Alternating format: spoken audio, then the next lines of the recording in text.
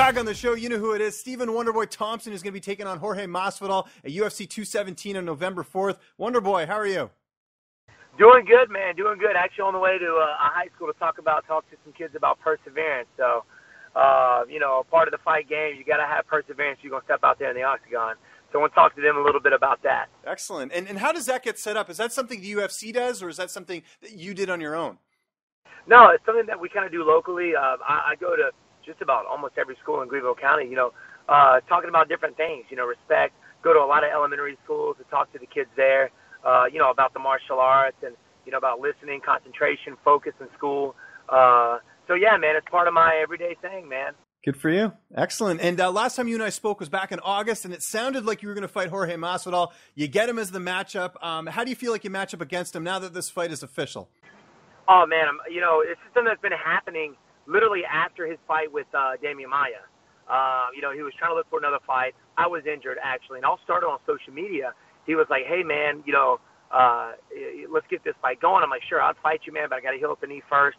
The MCL took a little longer than I thought, so it took me a little while to actually heal up, but it's actually happening. He's ranked number 4. He's trying to work his way up, which is understandable, but he's going to have a hard time out there November 4th. So training really hard and itching the bit to get back out there and do it again. And as far as training, did you manage to get to New York this time, or has the camp been primarily in South Carolina? Yeah, actually, New York came to me. Oh, cool. So we had Chris Weidman in. Obviously, he likes to come out and help out with my camp. So he was there. He was going to be down here anyway. My brother and his sister had the baby reveal party. Oh, cool. A few weeks ago. Yeah, so it's going to be a boy. So he was down here for that. He helped me out. Obviously, he had hand surgery. He ended up tearing a ligament in his thumb his last fight.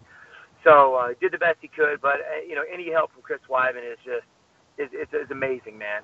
My buddy, I got some really good training partners here. Carl Reed, my wrestling coach, obviously. Carl Reed, he's a big part of my training camp here. He's a big 205er and with a wrestling background. So wherever the fight goes, man, I'm going to be ready for it. Yeah, and you mentioned Carl Reed. I'm glad you brought that up. I always like giving plugs to the up and comers. But people saw Carl on Dana White's Contender Series. I know he lost to Cameron Olson, but just a talent. As far as a training partner and someone that I think we will see get better and better every time out. Oh, definitely, man. I mean, the guy's young. I mean, that was his 3rd fight professionally. I know he's 5-0 in amateur. Got to get that weight cut down. I think that's what we failed.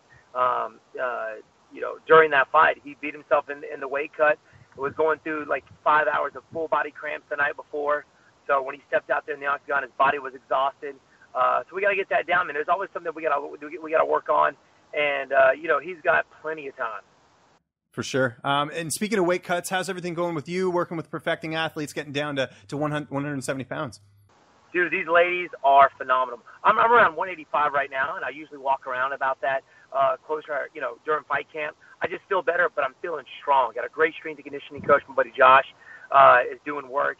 But perfecting athletes, man, they are amazing because I don't have to worry about anything. They come in, they prepare my meals, they do acupuncture if I need it, massage therapy if I need it. I literally can just sit in the room and do absolutely nothing and still lose weight. It's ridiculous. But they are amazing. They work with a lot of fighters. Tony Ferguson, Joanna, she's actually going to be fighting on the same card. Tons of boxers. But, man, weight cut's going great. Love to hear it. How do you sort of see this fight ending coming up here on November 4th? Masvidal, a tough guy to finish. Do you feel like you can go in there and get it done and get the finish in this one? You know what? I never go out there looking for the knockout. If it happens, it happens. If it doesn't, it doesn't. George is always known for being very resilient. He's a tough guy, man, and he's doing work in the 170 division. But I know he's trying to work his way up. He's definitely gonna have his hands full November 4th with Stephen Wonderboy Thompson. I visualize my hand being raised at the end of the fight, and every time I visualize that, I'm focused on the fight, and if I see my opponent hurt, obviously I'm going to go in for the finish. But I'm ready for a 3-5 minute round war, and that's that's what I'm ready for. My cardio is great. I'm feeling strong, and like I said, man, wherever the fight goes, I want to be ready for it. I'm just excited to be here, to be honest with you. They announced that Robbie Lawler and Rafael dos Anjos, the winner of that fight, will get the title shot next. So I imagine you're kind of stuck in a bit of a logjam here. Is there anyone you want to fight after this? You're just going to kind of wait and see how the division pans out? Are you kind of looking ahead like that at all? Yeah, I'm going to kind of wait and see what happens with Robbie Lawler and Anjos. I want Robbie Lawler to win. I would love to go out there and face Robbie Lawler for that.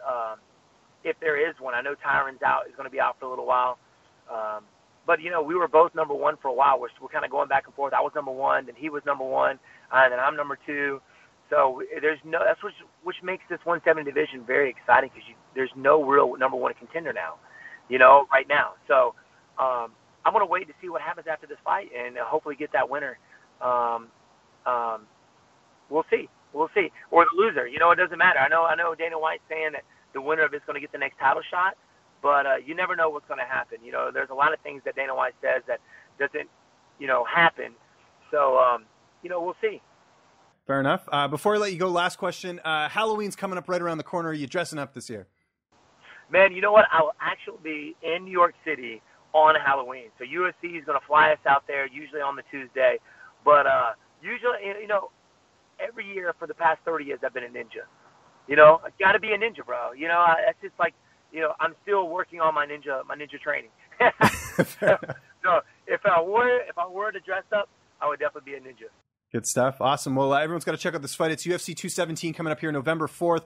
Stephen, always appreciate you taking the time. Just remind people where they can find you on social media. And if you got any thank yous or shout outs, the floor is yours, sir. Yeah, guys, if you guys want to follow me on social media, I'm on Twitter and Instagram at Wonderboy MMA. You can follow me on Facebook at Stephen Wonderboy Thompson. And I just want to thank you for having me on, my friend. I appreciate it.